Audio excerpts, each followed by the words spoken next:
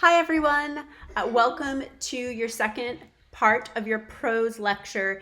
In this portion of the lecture, we're going to go through what we do to translate this text you have chosen into a dynamic performance.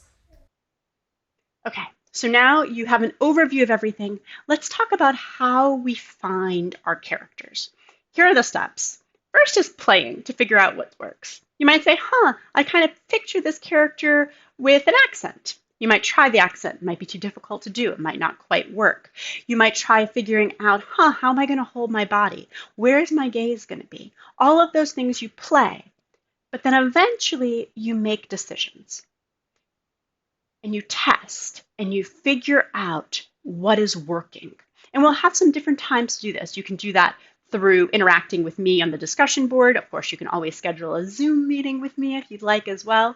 And you'll also have a little bit of time to hone that through peer interactions. We're going to do some peer rehearsals where you'll get to watch each other's performances and respond and help them hone. Once you figure out what's worked, it's repetition. You have to practice, practice, practice until it's second nature. Remember, you don't have to have it memorized, but you need to not be so tied with your script that you can't interact with the camera. So you need to rehearse this well enough that whatever sort of vocal variation and movement you've planned to make this come to life, followed by a polished speech which creates your defense, is clear and polished and ready for us to consume, understand, and respond to. And in the end, we'll make sure you'll have both me, I will watch your performance as well as your peers. Okay, let's talk a little bit about dimensions of the voice, because often at this point, students are starting to get nervous, thinking they need to be Robin Williams with this huge voice range to make this happen, but you do not. One thing to be thinking about is vocal clarity. How sharp are your words? There is this idea of how you emphasize your consonants, and that emphasis of consonants can both make someone seem like they have an intense personality, that they're urgent, where if you're more soft with your clarity, you can seem a bit less sure. You can feel a bit softer, a bit further away. So think about that. Are you going to really enunciate your words so that everybody hears them? Are they going to be more softer? Are you not going to worry about us hearing every single one of those consonants? Also, vocal variety. This is how we don't become monotone and boring.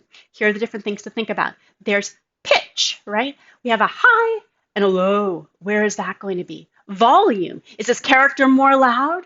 Are they softer? Tempo. Do they talk really fast? Do they talk more slow? Like they're thinking things through? And then there's emphases. Go through and decide what words matter. I'm going to give you an example. A very simple sentence. She ate the cake. If I go, she ate the cake, then it's a focus on her. This person, it was that one over there that did it. If I go, she ate the cake, then it's on the absurdity of the fact that she ate it. Maybe she's someone who doesn't eat cake ever. Maybe she's super health conscious. Maybe she's allergic to wheat and she just ate cake. Whatever we do, we're focusing on the ate when we go, she ate the cake.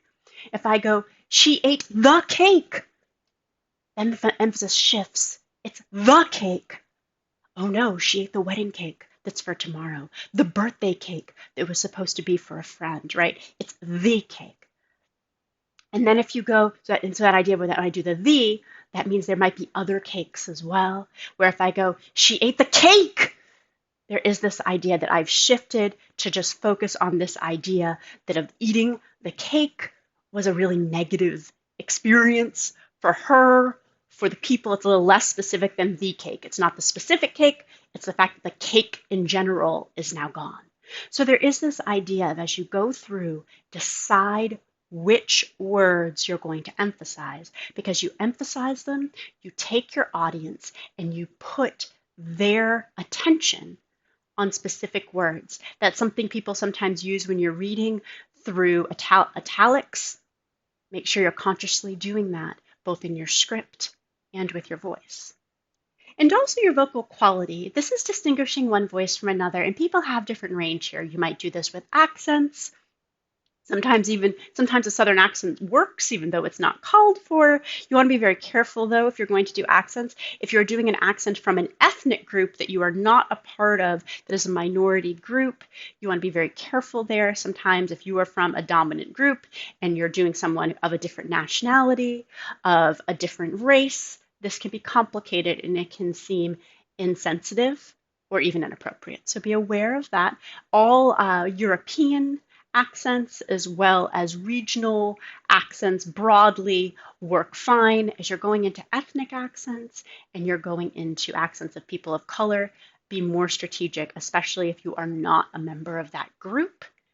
And also remember that you have 3 basic voice qualities to start working with. We all have an upper register that's up here. We all have a lower register that's down here. And then we have our regular voice.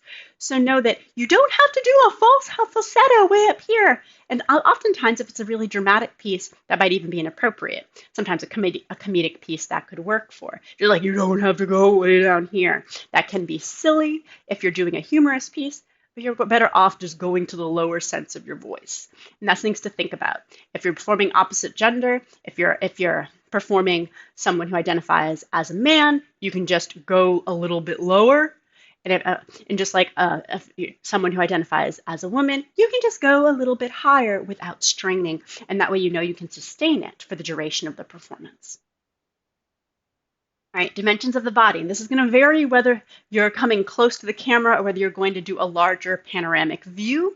You want to make sure, though, no matter what, that your voice and your body are performing, communicating the same things. In communication studies, we always say you cannot not communicate. Even if you don't show up somewhere, the absence of your body is communicating something to the people that are there. So there is this idea to be aware of your body. We have a whole study of gestures, movements, postures, and facial expression. How does your character interact with the world? How are you going to physically address the audience through the medium of a camera? One is, how will your body make up for word substitution? Remember, you can take words out even though you can't add them in. So how will your body make up for the word substitution? Instead of saying, I don't know, she said nervously, I can just say, I don't know, nervously. So that's one way we can take out words if you're finding that transition from character to narrator and back again difficult. Another word you can say, she stepped back. Instead of saying she stepped back, you might just move back from the camera instead of saying it. So there's things your body can do to make up for both physical movement that's in the written text as well as emotional interpretation in that written text. There's also this idea of how close you're going to be to your camera.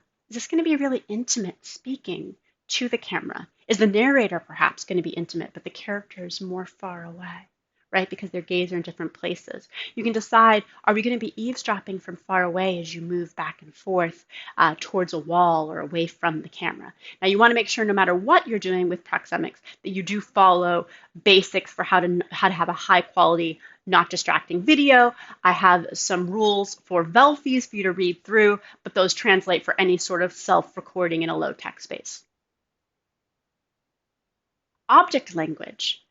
You can start thinking about, how do you want to appear? You don't need a set or a costume, but if a piece helps you get into character, that's fine. If a person is an extremely fancy person at a ballroom and you want to put on some pearls, or you want to put on extra makeup, or you want to have on a dress or a tux, you can, if it's not distracting you. However, it is in no way expected. You can also decide, is there one strategic thing that you want? If your character's smoking, do you want to have a cigarette? If they're picking up a cup of coffee, do you want to have that cup of coffee there? Whatever you'd like to do. The rule I always have is it distracting you? If it's distracting you, then get rid of it. If it's enhancing you and helping you get into character and be more authentic, then do it. This idea, how much does a character touch themselves, props the audience? Something to think about is, one thing often when people are feeling nervous, they'll put their hand over their heart and play with their collarbone or their hair. They might grab around their stomach, sometimes cross their arms. We're protecting our trunk. where we feel our heart beating, where we feel our stomach sinking, where we feel emotions, right? So if someone is nervous or worried or fearful, those might be movements they do, closing themselves in. Whereas suppose when someone is relaxed, they're going to have more open body language. They're going to feel brave and strong, and therefore they're not going to be covering up. How much they touch props. I had one student who had a photo. They kept looking down. We couldn't see what was on the photo, but as they talked about a loved one gone, it felt like that was probably who they were looking at. And it gave them something to focus on in those moments in the script. Also, that idea of reaching out to the audience. If you're far away, you might want to reach. They might feel you coming towards them, and that can be powerful.